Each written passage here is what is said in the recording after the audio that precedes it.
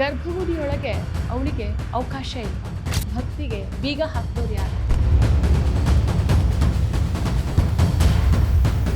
ಹೆಣ್ಣಿನ ಭಕ್ತಿ ಕಡಿಮೆ. ಸಂವಿಧಾನ ವರ್ಸಸ್ ಸಂಪ್ರದಾಯ. ನಮಸ್ಕಾರ, ಈ ದಿನಕ್ಕೆ ಸ್ವಾಗತ. ನಾನು GM ಪವಿತ್ರ.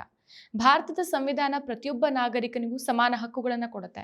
ಧರ್ಮ, ಜಾತಿ, ಲಿಂಗ, ವರ್ಣ ಅನ್ನೋ ಯಾವುದೇ ಆಧಾರದ ಮೇಲೆ ಭೇದ ಭಾವ ಮಾಡಬಾರ್ದು ಅನ್ನೋದು ಅದರ ಮೂಲಭೂತ ತತ್ವ. ಅದರಲ್ಲೂ ವಿಶೇಷವಾಗಿ ಅನುಚ್ಛೇದ 14 ಸಮಾನತೆಯ ಹಕ್ಕು, ಅನುಚ್ಛೇದ 15 ಭೇದ ಭಾವ ನಿಷೇಧ ಸ್ಪಷ್ಟವಾಗಿ ಲಿಂಗ ಆಧಾರದ ಭೇದವನ್ನು ವಿರೋಧಿಸುತ್ತೆ.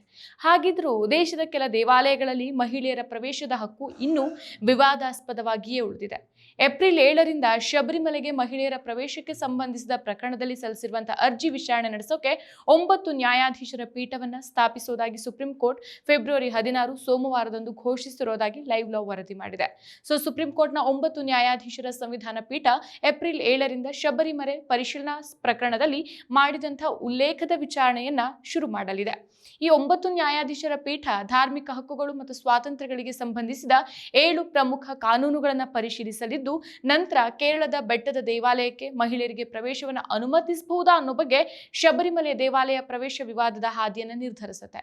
ಭಾರತದ ಮುಖ್ಯ ನ್ಯಾಯಮೂರ್ತಿ ಸೂರ್ಯಕಾಂತ್ ಮತ್ತು ನ್ಯಾಯಮೂರ್ತಿಗಳಾದ ಜಯಮಲ್ಯ ಬಾಗ್ಚಿ ಮತ್ತು ವಿಪುಲ್ ಎಂ ಪಾಂಚೋಲಿ ಅವರಿದ್ದ ನ್ಯಾಯಪೀಠ ಪ್ರಕರಣದ ಕಕ್ಷಿದಾರರು ಮಾರ್ಚ್ 14ರೊಳಗೆ ಈ ವಿಷಯದಲ್ಲಿ ತಮ್ಮ ಲಿಖಿತ ಹೇಳಿಕೆಗಳನ್ನು ಸಲ್ಲಿಸುವಂತೆ ಕೋರಿದೆ.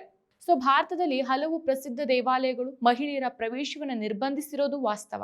ಶಬರಿಮಲೆ ಅಯ್ಯಪ್ಪ ದೇವಾಲಯ ಹಲವು ದಶಕಗಳಿಂದ 10ರಿಂದ 50 ವರ್ಷದ ವಯಸ್ಸಿನ ಮಹಿಳೆಯರಿಗೆ ಪ್ರವೇಶವನ್ನು ನೀಡ್ತಾ ಇರಲಿಲ್ಲ. ಕೇವಲ ಬ್ರಹ್ಮಚರ್ಯ ವ್ರತದ ಆಧಾರದ ಮೇಲೆ ಈ ಸಂಪ್ರದಾಯ ರೂಪುಗೊಂಡಿತ್ತು ಅಂತ ಹೇಳಲಾಗ್ತಾ ಇತ್ತು. ಆದರೆ 2018ರಲ್ಲಿ ಸುಪ್ರೀಂ ಕೋರ್ಟ್ ಆಫ್ ಇಂಡಿಯಾ ಮಹತ್ವದ ತೀರ್ಪನ್ನ ಕೊಟ್ಟು ಈ ನಿರ್ಬಂಧವನ್ನ ಸಂವಿಧಾನ ವಿರೋಧಿ ಅಂತ ಘೋಷಿಸುತ್ತೆ. ಮಹಿಳೆಯರಿಗೂ ಸಮಾನ ಹಕ್ಕಿದೆ ಅಂತ ನ್ಯಾಯಾಲಯ ಸ್ಪಷ್ಟಪಡಿಸುತ್ತೆ. ಈ ತೀರ್ಪು ದೇಶವ್ಯಾಪಿ ಚರ್ಚೆಗೆ ಕಾರಣ ಆಗುತ್ತೆ. ಒಂದೆಡೆ ಲಿಂಗ ಸಮಾನತೆಯ ಪರ ಹೋರಾಟ, ಮತ್ತೊಂದೆಡೆ ಧಾರ್ಮಿಕ ಆಚರಣೆಗಳ ಸಂರಕ್ಷಣೆಯ ವಾದ. ಇದೇ ರೀತಿಯಾಗಿ ಮಹಾರಾಷ್ಟ್ರದ ಶನಿ ಶಿಂಗಣಾಪುರ ದೇವಾಲಯದಲ್ಲಿಯೂ ಸಹ ಒಂದು ಕಾಲದಲ್ಲಿ ಮಹಿಳೆಯರಿಗೆ ಗರ್ಭಗುಡಿಗೆ ಪ್ರವೇಶ ಇರಲಿಲ್ಲ. ಮಹಿಳಾ ಹೋರಾಟಗಾರರ ಚಳುವಳಿ ನಂತರ ಈ ನಿರ್ಬಂಧವನ್ನು ತೆಗೆದುಹಾಕಲಾಗಿದೆ.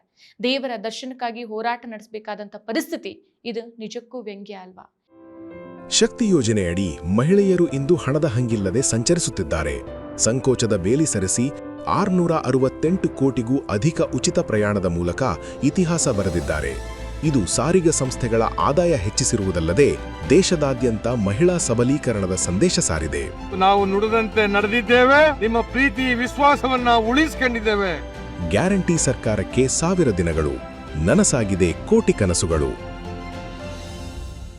2019ರಲ್ಲಿ ಋತುಮತಿಯಾಗುವ ವಯಸ್ಸಿನ 2 ಮಹಿಳೆಯರು ಶಬರಿಮಲೆಯ ಅಯ್ಯಪ್ಪ ದೇಗುಲವನ್ನು ಪ್ರವೇಶಿಸಿ ದರ್ಶನ ಪಡೆದಿದ್ರು. ಶತಮಾನಗಳ ಸಂಪ್ರದಾಯವನ್ನ ಮುರಿದ ಈ ವಿದ್ಯಮಾನ ಹಿಂದೂ ಸಂಘಟನೆಗಳನ್ನ ತೀವ್ರವಾಗಿ ಕೆರಳಿಸಿದ್ದು, ಕೇರಳದಾದ್ಯಂತ ಭಾರೀ ಪ್ರತಿಭಟನೆ, ರಸ್ತೆ ತಡೆಯೂ ನಡೆಸಿತ್ತು. ಎಲ್ಲಾ ವಯೋಮಾನದ ಮಹಿಳೆಯರ ಪ್ರವೇಶಕ್ಕೆ ಅವಕಾಶ ಕಲ್ಪಿಸಿದಂಥ ಸುಪ್ರೀಂ ಕೋರ್ಟ್ನ ತೀರ್ಪಿನ ಬಳಿಕ ಹಲವು ಮಹಿಳೆಯರು ದೇಗುಲ ಪ್ರವೇಶಕ್ಕೆ ಪ್ರಯತ್ನಿಸಿದ್ರು. ಭಕ್ತರ ವಿರೋಧದಿಂದ ಸಾಧ್ಯ ಆಗಿರಲಿಲ್ಲ.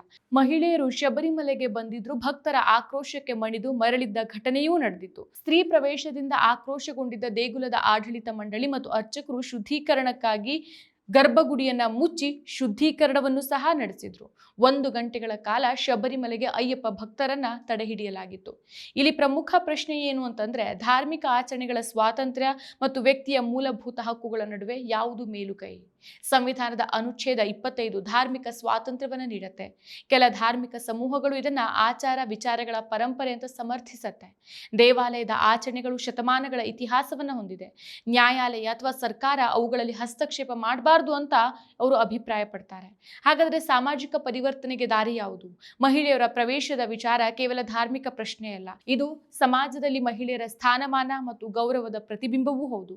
ಪರಂಪರೆಗಳು ನಮ್ಮ ಸಂಸ್ಕೃತಿಯ ಬೆನ್ನೆಲುಬು. ಆದ್ರೆ ಪರಂಪರೆ ಅಂತಂದ್ರೆ ಶಾಶ್ವತ ಅಚಲ ಕಲ್ಲಲ್ಲ, ಅದು ಕಾಲದ ಜೊತೆಗೆ ರೂಪಾಂತರಗೊಳ್ಳುವಂತಹ ಜೀವಂತ ಪರಿಕಲ್ಪನೆ.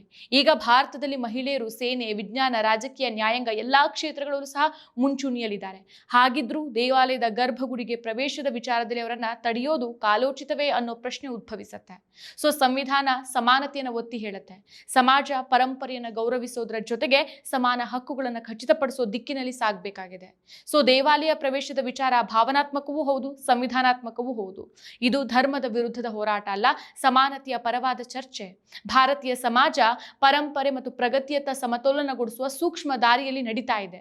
ಪ್ರಶ್ನೆ ಒಂದೇ, ಭಕ್ತಿ ಲಿಂಗವನ್ನ ನೋಡುತ್ತಾ ಅಥವಾ ಭಕ್ತಿ ಎಲ್ಲರಿಗೂ ಸಮಾನವೇ? ಮತ್ತಷ್ಟು ವಿಶೇಷ ವಿಡಿಯೋಗಳನ್ನು ನೋಡಲು ಮತ್ತು ಹೊಸ ವಿಡಿಯೋಗಳ ಬಗ್ಗೆ ತಿಳಿಯಲು ಈ ದಿನ .com ಯೂಟ್ಯೂಬ್ ಚಾನೆಲ್ ಸಬ್ಸ್ಕ್ರೈಬ್ ಮಾಡಿ ಮತ್ತು ಬೆಲ್ ಐಕಾನ್ ಕ್ಲಿಕ್ ಮಾಡಿ.